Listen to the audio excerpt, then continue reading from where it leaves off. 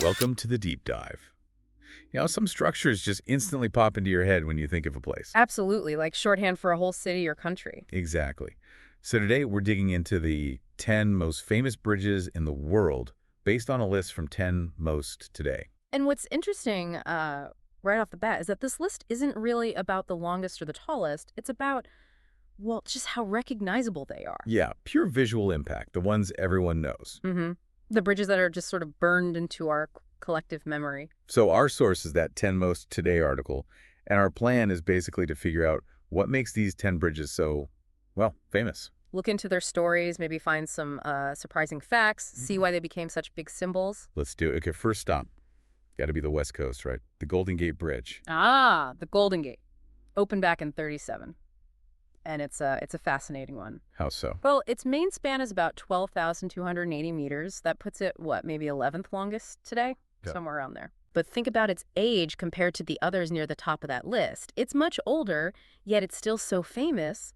That endurance is pretty remarkable. That's a great point. Yeah. Built during the Depression, too, is this huge symbol of, I don't know, American grit or something. Definitely. Hope, ingenuity, it really stuck. And the article calls it a world-famous symbol of the West Coast. San Francisco's, like, #1 attraction. You can't argue with that. No, you really can't. And that image, the orange against the blue of the bay, But it's unforgettable. the visual appeal is just immense. The clean lines, the dramatic setting, it all works together. Okay, let's hop across the Atlantic now. London. Tower Bridge. Right, a tower bridge built between 1886 and 1894. It's quite an engineering feat, actually. The one that opens up in the middle, right? Exactly. It's a combined bastille, those are the lifting parts, and suspension bridge. Crosses the Thames. And the name comes from being near the Tower of London. Precisely. Which, adds to its whole historical feel and that iconic look. That Victorian Gothic style just screams London, doesn't it? It really does. The article mentions this huge draw, not just for London or England, but like for everyone visiting Europe. Yeah, it's a global landmark. People love the mechanics, the history. It hits on multiple levels. Thinking about it, both Golden Gate and Tower Bridge are in these massive international cities with tons of history. That's a key factor, I think. Their fame is tied up with the fame of San Francisco and London. Makes sense. Okay, let's head south. Sydney, the Harbor Bridge. Ah, Sydney Harbor Bridge, a big steel through arch bridge. And it's interesting because it's such a workhorse. What do you mean? Well, it carries cars, obviously, but also trains, bikes, pedestrians. It does everything. Huh. And the view. The article talks about that classic shot with the bridge, the harbor, and the opera house. Oh, yeah. That view is Sydney. For Australia, really, it's become this massive symbol. It really has. And the locals call it the Coath Hanger. Uh-huh, yeah. Because of the arch shape. Exactly. I love that. It shows how much is part of everyday life there. Yeah. Totally. It kind of humanizes this giant steel thing. Okay, back to the U.S. New York City. Brooklyn Bridge. The Brooklyn Bridge, man, that one's old. Completed way back in 1883. It holds a really important place in, engineering history. Oh, so? It was one of the very first steel wire suspension bridges in the States. And for a while, until 1903, I think, its main span was the longest in the world. Wow.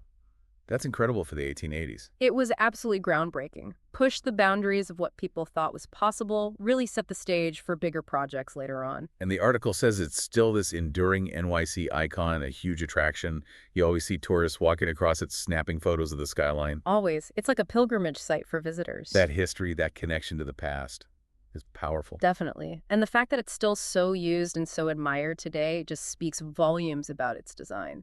Timeless, really. Okay, switching gears a bit. Let's go to Florence, Italy. The Ponte Vecchio. Ooh, the Ponte Vecchio.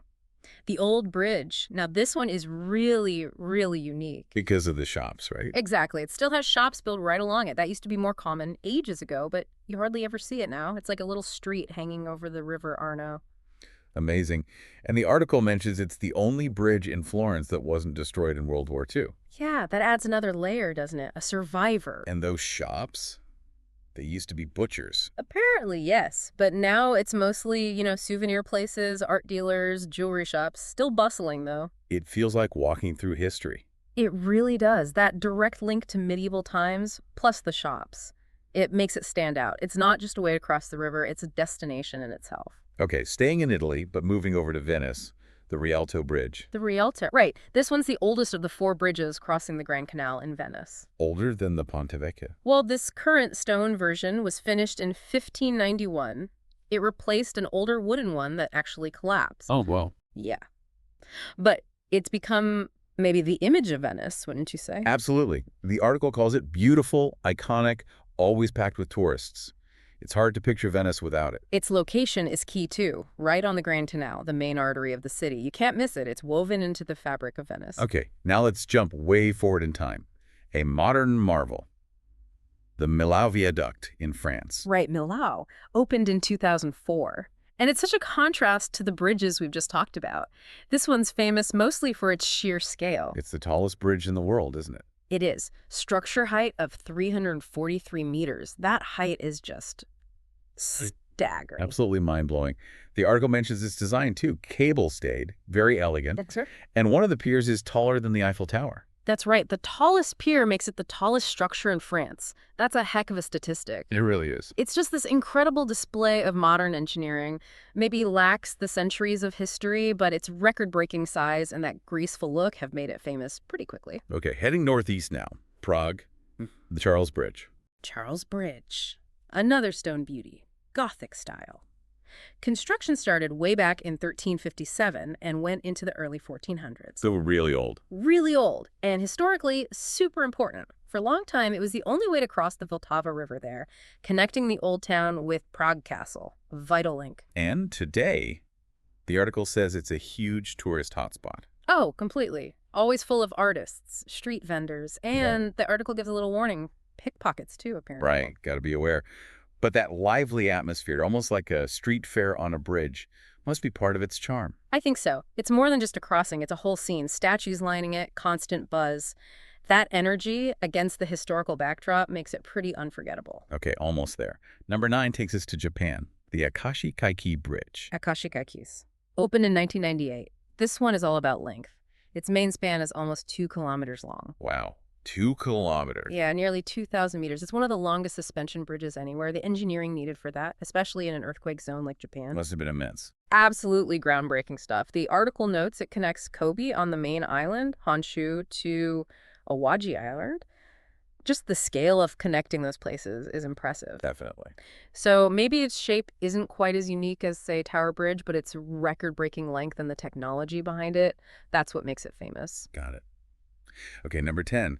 We're in Denmark. The Great Belt Bridge. The Great Belt Bridge, another one from 1998.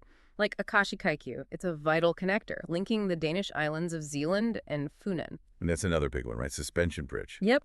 It's actually the 3rd longest suspension span bridge in the world. Yeah. And pretty tall, too, 8th tallest overall.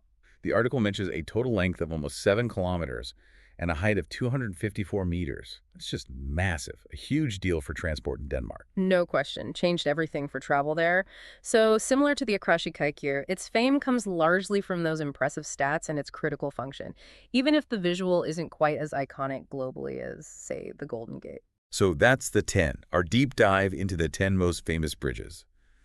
It's been really interesting to see how fame isn't just about being the biggest or the tallest. Not at all. We've seen history, unique designs, cultural meaning, even just being in a really famous city. All these things play a huge part. Yeah, they shape which bridges really grab our imagination, right? Exactly. It shows that amazing engineering is, crucial, obviously, but often it's the stories, the context that make these structures more than just useful. They become icons. Totally agree. So thinking about all this, here's something for your listeners to ponder looking at these 10.